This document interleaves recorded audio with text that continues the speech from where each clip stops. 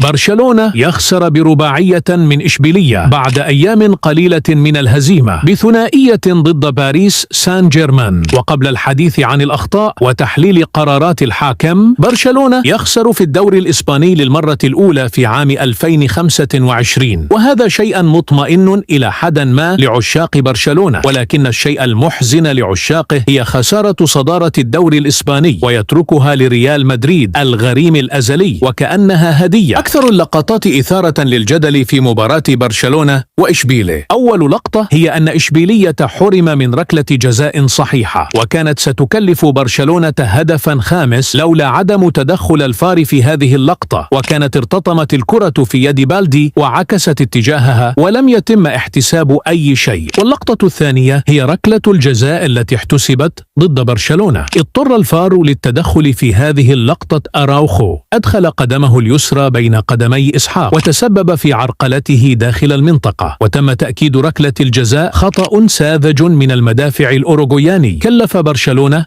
هدفا آخر. اللقطة الثالثة سوازو عرقل كوندي أثناء محاولة استعادة الكرة قبل هدف إسحاق روميرو، خطأ واضح وضوح الشمس، لكن الحكم لم يراجع تلك اللقطة وهذا الالتحام، رغم أن الاحتكاك لم يكن قويا إلا أنه كان كافيا لإسقاط كوندي وفقدانه الكرة، وفي كل الأحوال تحتسب فاول. كل ما حدث هذا لا يغفر لبرشلونة الخسارة برباعية ضد إشبيلية بعد أداء سيء وضعيف. فما رأيك بقرارات الحكم؟ هل كانت عادلة أم لا؟